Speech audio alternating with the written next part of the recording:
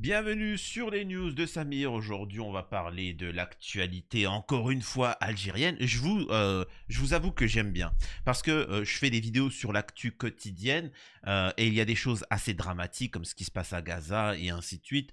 Donc, c'est des choses où on n'a pas forcément envie d'en rire, hein. C'est-à-dire que je traite toute l'actu, hein, quoi qu'il arrive, mais disons que c'est là, avec la France, Algérie, etc., ça reste de l'actualité, mais j'avoue que c'est quand même drôle, tu vois. François, ça fait du bien.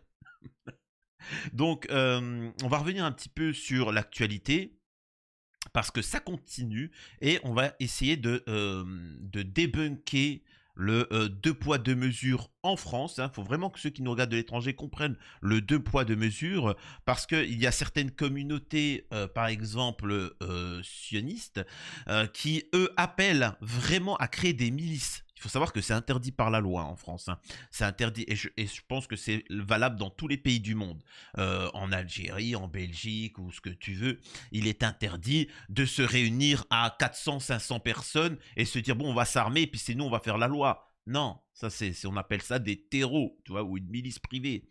Euh, et donc là, ils le font, mais ça ne dérange personne. Donc on va démontrer le deux poids deux mesures, et surtout le racisme qu'il y a en France dans les milieux politico-médiatiques. Et, euh, et en fait, vraiment, en fait, il faut voir ce qu'il en est, et c'est juste magique. Et je mettrai comme titre de la vidéo très certainement: l'Algérie a le droit de se défendre. Parce qu'on nous explique que apparemment Amit Israël a le droit de se défendre. Tout le monde a le droit de se défendre, sauf apparemment, sauf l'Algérie. L'Algérie n'a pas le droit de se défendre. Et ce qui est exceptionnel, et vous pouvez le voir en commentaire dessous mes vidéos, donc n'hésitez pas à laisser des commentaires pour soutenir la chaîne, hein, pour le référencement. C'est-à-dire que si tu es franco-algérien et que tu as le malheur de défendre l'Algérie, d'aimer l'Algérie, on te tombe tous dessus, hein, tous dessus, pas que les Français, hein, pas que les Français, hein, tous. Ouais, mais tu sais, machin, ferme-la, ferme-la. Et j'aurais ce petit message à adresser aux ennemis de l'Algérie. Comprenez bien une chose: en Algérie, personne s'occupe de ce drama-là. Tout le monde s'en fout. Là, vous avez affaire à une réplique de la part de franco-algériens. Certains qui ne sont même pas, qui n'ont, pour certains, jamais été en Algérie. Certains ne parlent pas arabe, ne parlent pas l'algérien, ils ne parlent pas arabe. C'est juste leur sang d'Algérien qui disent: oula, qu'est-ce que vous faites? Vous n'avez même pas goûté, et puis certains s'imaginent, vous n'avez même pas goûté aux Algériens d'Algérie qui vivent en Algérie, qui aiment l'Algérie. Donc vraiment, hein, il faut comprendre ce qu'il en est. Il faut comprendre que la France, son empire, s'est fait déglinguer, s'est fait mettre un stop par les Algériens de l'époque, nos martyrs, alors qu'ils n'avaient rien. Pas d'armes, rien. C'est pour ça qu'il y a eu des millions de victimes. Rien, ils étaient dans le fond du trou, et ils ont réussi à retourner cet empire-là. Et vous voulez les provoquer maintenant qu'ils sont beaucoup plus nombreux, maintenant qu'ils sont mieux armés que la France? Allez-y, allez-y, vous connaissez le chemin. Alors, avant de démarrer la vidéo, je vous invite à vous abonner, laisser un petit commentaire, un like pour le référencement. C'est très important de le faire dès le début. Ensuite, me rejoindre sur les réseaux sociaux et sur mes chaînes secondaires. Il y a les interviews de Samir, il y a des chaînes secondaires, donc n'hésitez pas à vous y abonner. Et puis, merci à ceux qui font des dons pour la chaîne. Même un don minime, c'est suffisant. Au passage, je précise que nous avons encore une fois une exclusivité, hein. Merci à ceux qui soutiennent la chaîne, c'est grâce à vous qu'on a des exclusivités. On aura Emmanuel Macron, encore une fois, qui décide de s'exprimer auprès de notre cher oncle Tebboune. Donc, on va voir ce qu'il en est. Mais bon, d'abord, commençons l'actu. Gérald Darmanin. Moussa Darmanin propose de supprimer la dispense de visa pour la France dont bénéficie la nomenclatura. Le ministre de la Justice a souhaité dimanche la remise en cause de cet accord de 2013 qui permet à ceux qui ont un passeport diplomatique algérien de venir en France sans visa pour pouvoir circuler librement. Alors, je vais vous dire une chose à propos de la France. Quand la France ne fait rien. Les politiques françaises n'ont pas le pouvoir. C'est pas eux qui décident. C'est l'État profond.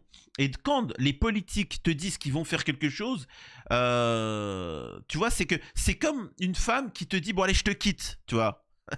Que je te quitte, ou l'inverse, hein. Elle te dit je te quitte, et le mec il se retrouve seul et il dit quoi? Ouais ben non, c'est pas toi qui me quitte, c'est moi qui me barre. Mec, elle est déjà partie, elle a déjà fait les bagages, elle est partie, qu'est-ce que tu me racontes? Tu vois? C'est comme le mec, tu prends un employé, tu le vires, et et il te dit quoi? Non, non, c'est pas toi qui me vire, c'est moi qui démissionne. Incroyable, pathétique. Et ça me fait penser à un poste à responsabilité que j'avais et je devais être augmenté en mars. Je m'en rappelle. Et en fait, le métier en soi, je m'en foutais, tu vois. C'était responsable bref, du contrôle qualité d'un secteur, bref. Et je devais être augmenté. Et moi, j'avais dans l'idée d'ouvrir un projet, donc en fait, je m'en foutais, tu vois. C'était dans tout. Et j'avais dit en mars, tu m'avais promis de m'augmenter. Si en mars tu le fais pas, je me barre, tu vois. Mais vraiment. Et je me rappelle une semaine avant, il me dit mais tu vas pas le faire. Je dis non mais je suis sérieux, je me barre. 2 jours avant, je me fais virer. Qu'est-ce que c'est minable. Le mec, il voulait, par orgueil, avoir le dernier mot, tu vois. Et ça me fait penser à ça. Donc encore une fois, plus personne ne vient en France, hein. Plus personne en France, donc arrêtez. Interrogé sur le contexte d'aggravation des tensions diplomatiques entre Paris et Alger, le ministre de la Justice, Gérald Darmanin, a annoncé dimanche 12 janvier vouloir supprimer l'accord intergouvernemental franco-algérien de 2013 qui permet à la nomenclatura algérienne de se rendre en France sans visa.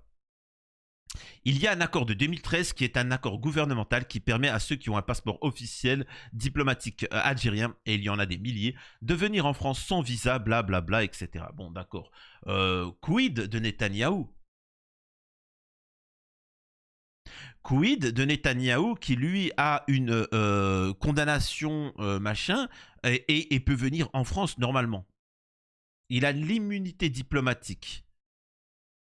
Qu'en est-il de cet individu qui a participé à un géno? Après, j'ai envie de te dire, entre génocidaires, bon, bah forcément, on s'entend bien.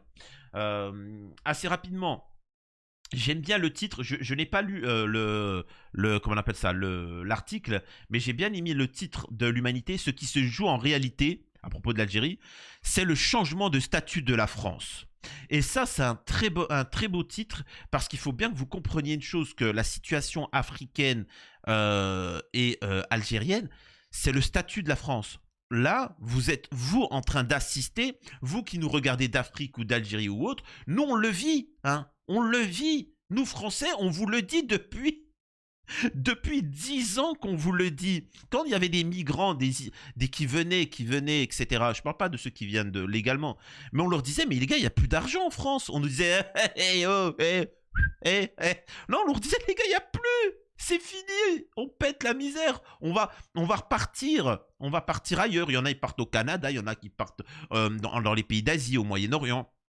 Il y en a qui retournent en Afrique parce qu'ils savent que ça se développe. On leur disait, mais on ne nous croyait pas. C'est-à-dire qu'ils avaient toujours une vision idéaliste de la France. Et d'ailleurs, j'ai fait une interview avec une professeure d'université et une doctorante en droit russe qui vit en Russie. À Moscou, et on a fait une petite interview qui sera diffusée sur les interviews de Samir, la chaîne secondaire, et on parlait justement de la vision, même les Russes par exemple, qui sont en tension avec la France, elle me dit que même les Russes, ils s'imaginent que la France, c'est... tu vois, ils se rendent pas compte à quel point on pète la misère, tu vois. Ben bon, bref.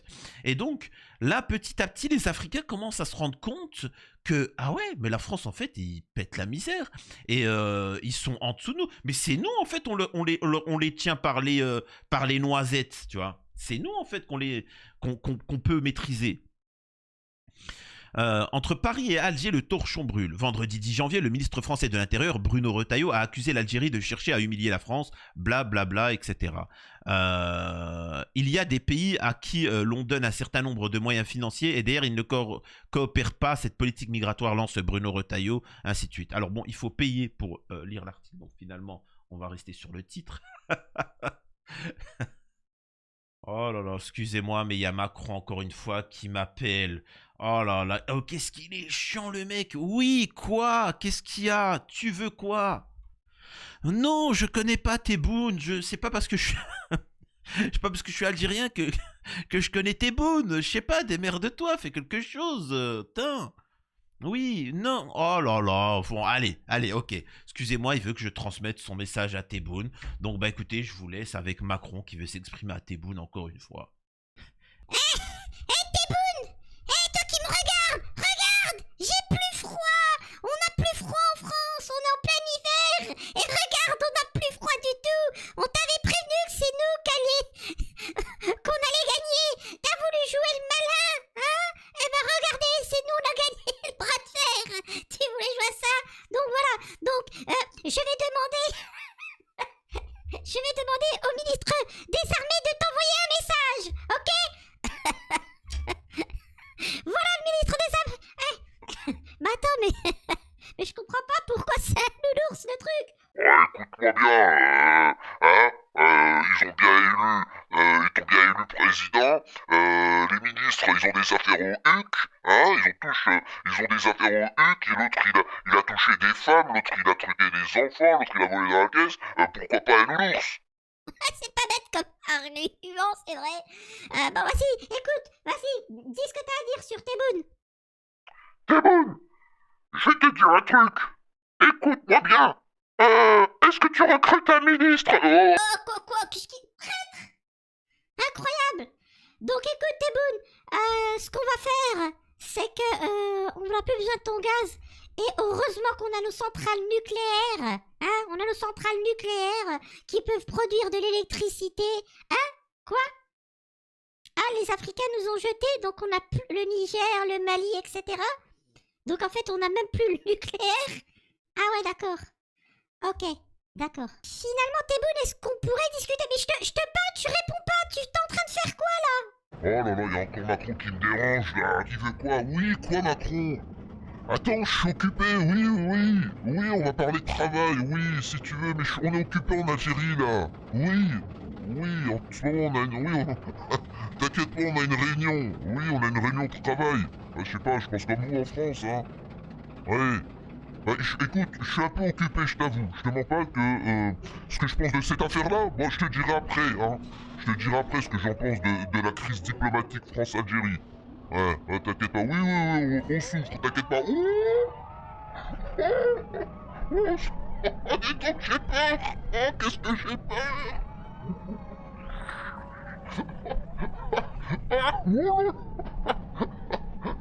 Oh, super chouette. Oh, j'ai les boules. Je flippe. Qu'est-ce que j'ai peur. Oh là là. Oh, j'ai peur. J'ai des chocottes. Incroyable. Oui, bon, Macron. Oui. Excuse-moi, oui, quoi. Vas-y, allez, je te laisse, s'il te plaît, je suis occupé. Vous avez entendu? Tebboune, il a dit qu'il avait peur. Vous avez entendu? Tebboune, il avait dit qu'il avait peur. Mettez ça en grand titre dans toutes les chaînes d'information. Tebboune a peur. Les gars, on tient bon. On a peut-être que ça va s'arrêter ce bras de fer. Espérons-le. Bon, excusez-moi, c'est quand même le président de la France, Emmanuel Macron. Je reste je suis franco-algérien, mais voilà, donc je suis obligé de lui donner la parole malgré tout, les gars. Il faut quand même respecter. On continue aux choses beaucoup plus sérieuses. Regardez ce que dit. Alors, je sais même pas c'est qui. Regardez ce qu'il dit cet individu. Il s'agit nullement d'une humiliation pour les autorités françaises, n'est pas la France. Mais Comme le dit Bruno de Retailleau. Absolument, non. Pas dire la France n'a pas été humiliée, le ministre lui-même. Vous savez que les Algériens sont très attachés au formalisme. Alors, effectivement, et je tiens à vous le dire, l'Algérie n'a en rien humilié la France ni Retailleau. Président Tebboune, le président, ils n'ont strictement rien fait. Par contre, la France et Retailleau se sont humiliés tout seuls. Tu vois ce que je veux dire? C'est...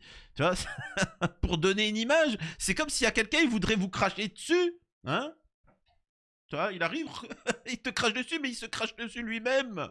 Le mec en face, tu te dis, moi j'ai rien fait, moi. Le mec, il a fait ça tout seul.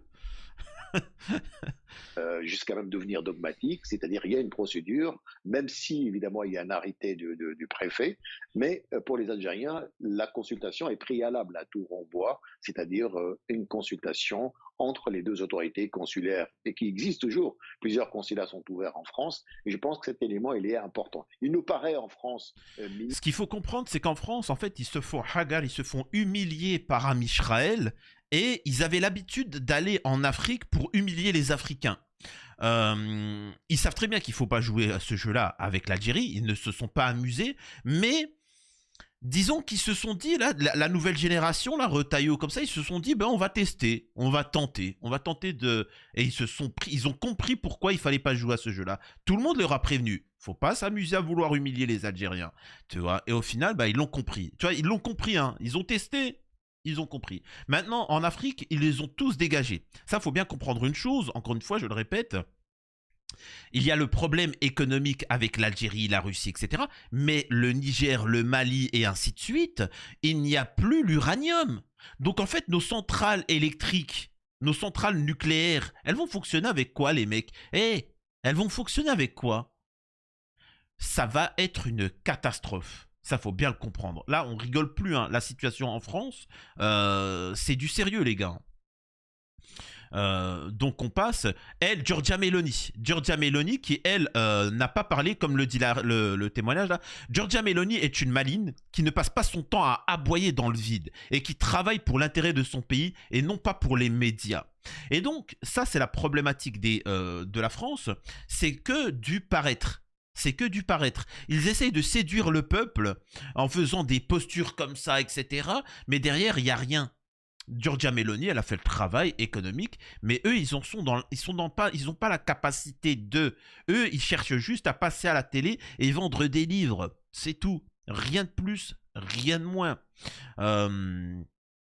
Donc, on poursuit. Là aussi, par contre, je suis obligé de mettre ce passage-là. En Algérie, ça va faire rire, mais je vous assure qu'en France, je parle parce que je suis suivi de par les régions francophones, etc. Il faut savoir qu'en France, le roi du Maroc a expliqué à sa population que l'Algérie, c'était la pauvreté, que c'était la dictature, que les Kabyles, c'était la dictature. Les Kabyles voudraient la liberté, ou je sais pas compris, tu vois. C'est le même roi du Maroc ils ont vitrifié les Rifs. Hein. Les Rifs se sont révoltés contre les Français, contre les Espagnols. Ils ont voulu se battre contre eux. Ils se sont fait défoncer. Enfin, il y a eu une difficulté.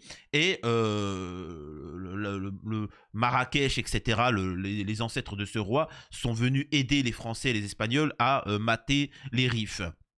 C'est pour ça que les Rifs sont un peu particuliers vis-à-vis du Maroc. Mais les gars, la Kabylie, vraiment, les Kabyles, ils ont donné énormément de sang pour la libération de l'Algérie.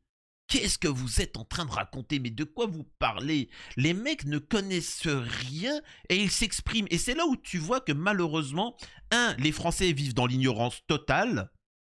Vraiment dans l'ignorance totale. C'est-à-dire que les mecs pensaient qu'ils allaient pouvoir envahir la Russie. Ils pensaient encore que c'était une puissance, la France. Ils pensent encore que l'Algérie, c'est l'Algérie des années d'après-libération. Tu vois. C'est-à-dire qu'ils les ont... Parce qu'ils ont laissé une terre brûlée. Hein. Donc ils s'imaginaient que c'était encore la même chose. Incroyable. Écoutez. Des ressortissants algériens qui vivent aujourd'hui en France. Donc il me semble que la France aurait intérêt à s'adresser à tous ces Algériens qui combattent précisément ce régime dictatorial. Je pense notamment à la communauté kabyle qui s'est exilée en France et qui a... Ouais. Moi, ce qui me fait rire... Ouais. Bon, nous, on est de Gigel, mais les Kabyles... J'en connais plein et ça me fait rire de se dire pourquoi ils vous ont misé, vous? Pourquoi ils ont pris les Kabyles? Ils ont dit les Kabyles... On va les... C'est comme si c'était des traîtres alors qu'ils font partie de ceux un peu comme un Gigel, tu sais, la mentalité... J'ai pas compris. Vraiment, je le comprends pas. Bref, le monde entier se rend compte de qui est la France. Le président Ibrahim Traoré appelle les pays africains à se débarrasser des conseillers militaires français, sans quoi ils ne pourront pas construire de véritables armées. Et c'est le but de la France, c'est de les garder sous tutelle. Hein. C'est comme ça. C'est comme un psychiatre véreux qui va vouloir vous laisser dans cette situation de mal-être constante. Tout ça pour que vous reveniez tout le temps. Tu vois, il ne veut pas que vous allez mieux. Tu vois. Emmanuel Macron a insulté tous les Africains selon le chef de la junte du Burkina Faso. Le président tchadien a jugé qu'il se trompe d'époque. Donc tout ça, il ne faut pas oublier que c'est des termes en France qui servent à manipuler la junte, la caste, la junte, la ci, la ça. Alors que la junte, excusez-moi, la junte, c'est la junte macroniste. C'est eux qui se tiennent au pouvoir alors que le peuple a voté pour qu'il dégage. Et pourtant, il ne veut pas lâcher prise. Et j'aimerais quand même vous montrer un petit peu ce racisme. C'est-à-dire qu'on n'a pas le droit de défendre l'Algérie. Regardez ce comportement-là. On a une journaliste qui s'exprime sur l'Algérie, tu vois, et pourtant, regardez le comportement. C'est pas un sujet qui déploie les foules finalement, c'est un sujet juste qui renvoie à la question de qu'est-ce que c'est que l'Algérie. L'Algérie, c'est un pays qui respecte le droit international. C'est pas moi qui le dis, c'est un sujet qui est traité à l'ONU. L'Algérie respecte le droit international, c'est eux qui président les Nations Unies à l'heure actuelle. C'est pour ça qu'ils sont pour aider tous les mouvements anti-colonialistes, hein, que ce soit le Sahara occidental, en Palestine, en Kanaki, etc.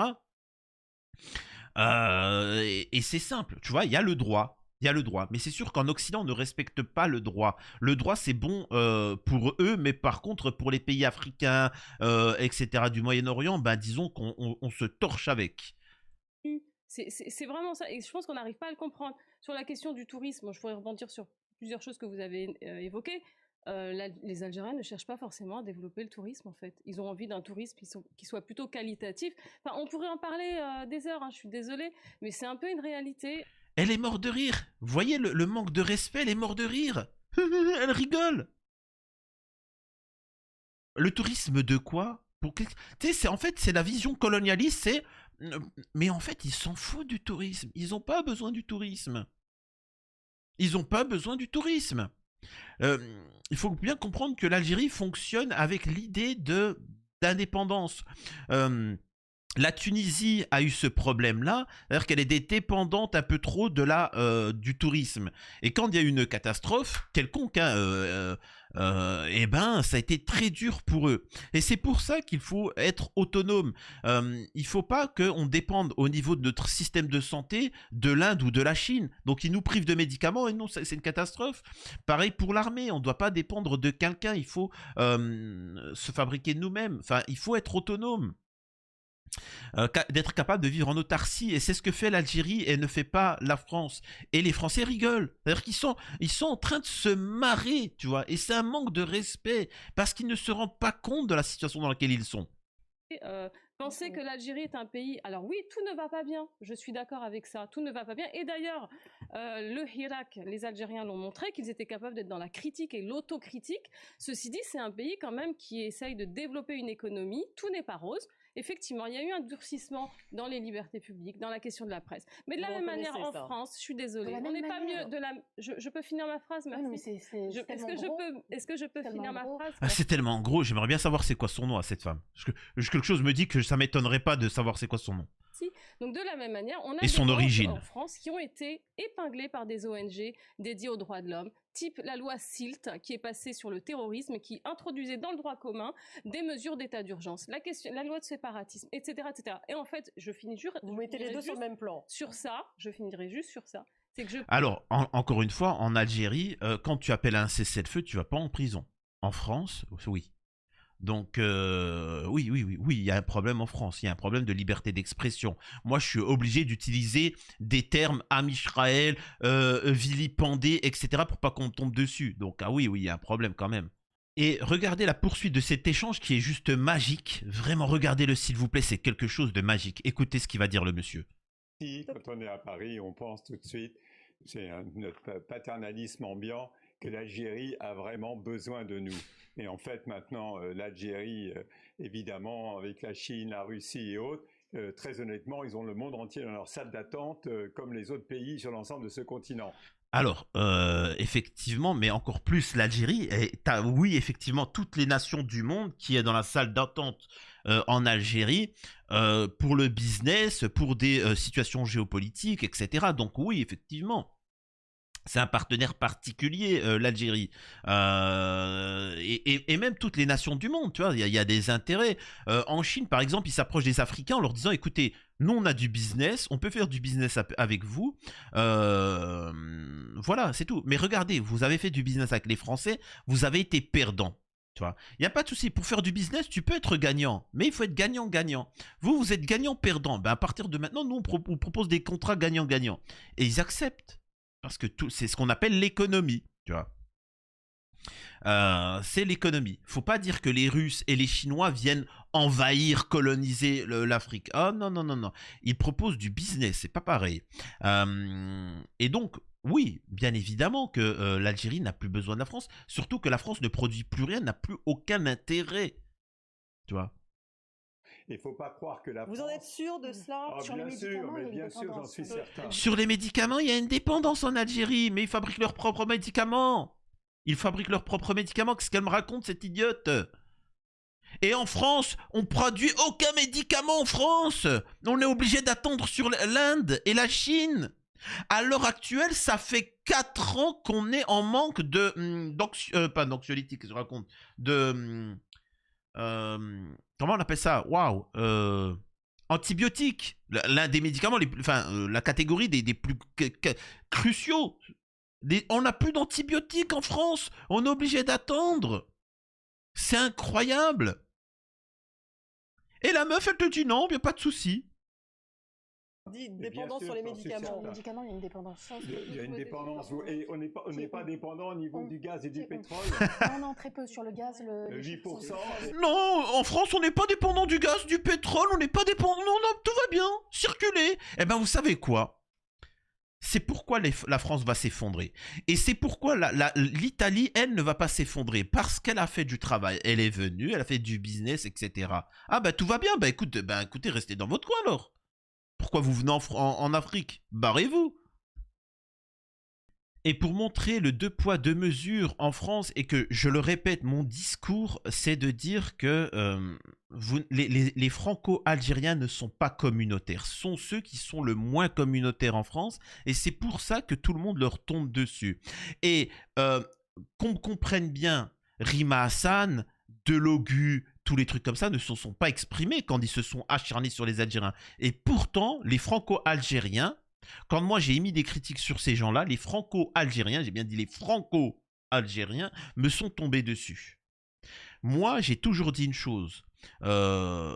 Il faut se communautariser pour faire valoir ses droits. Je suis pas en train de dire que telle ou telle personne sont mauvais. C'est juste qu'ils en ont strictement rien à battre des franco-algériens, comme certains, ils en ont rien à battre des catholiques, comme certains, ils en ont rien à battre des renois. Leur seul intérêt, c'est de gagner des voix et de faire avancer leur carrière.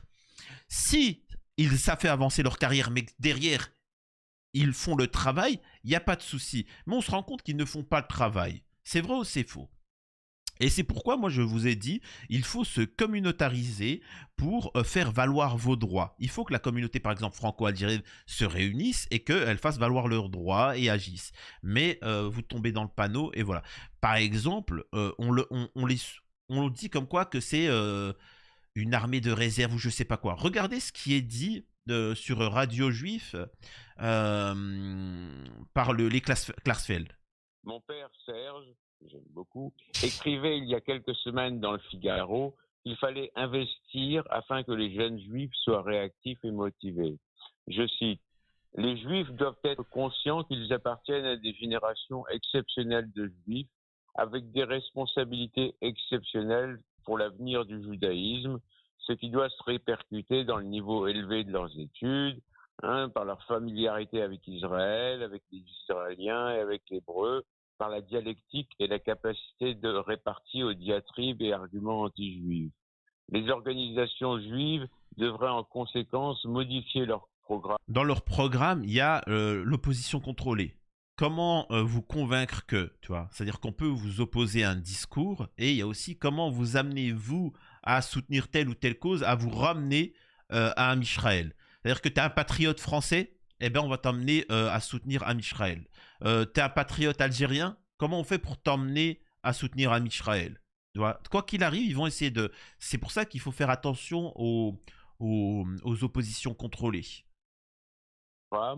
Lutter contre l'antisémitisme n'est plus la priorité. Les seules réelles victoires remportées dans cette lutte sont d'une part la défaite du négationnisme et d'autre part l'abandon de l'ADN de l'antisémitisme par des partis issus de la droite extrême et devenus partisans d'Israël et protecteurs des Juifs contre l'islam radical. Il faut armer les Juifs intellectuellement, moralement et physiquement à ce qui risque de leur arriver. Voilà, donc il faut armer physiquement les juifs. Il y a aussi la Ligue de défense juif, je sais pas, non, pas la Ligue de diaspora, les forces de la diaspora, machin, des milices privées. Et ça, c'est condamnable par la loi, mais aucune procédure n'est intentée. Donc encore une fois, on voit ce qu'il en est. Tombez pas dans le panneau. La France est en train de perdre son hégémonie. Et c'est pour ça que vous allez voir beaucoup d'attaques sous faux drapeau, comme ce qui s'est passé en Syrie, en Libye et ainsi de suite. Donc j'invite véritablement tout le monde en Afrique à ne pas tomber dans le panneau, et j'invite les Français à ne pas tomber dans le panneau également, aux Franco-Algériens, Marocains, Tunisiens, tout ça. Quand des faux dissidents vont vous dire « Ouais, on va sortir dans la rue, comment ça, ils disent ça sur la Tunisie, l'Algérie, on sort dans la rue, tout ça », ne le faites pas. Ne tombez pas dans le panneau. Le sionisme est en difficulté à l'heure actuelle. Cette caste politico-médiatique est en difficulté. Ne leur donnez pas un argument pour pouvoir parler sur vous. Il faut s'unir, les dégager et tout ira bien. J'espère que ça vous a plu. À la prochaine sur les news de Samir. Je compte sur vous. Un message, un commentaire, abonnez-vous et n'hésitez pas à faire un don. À la prochaine.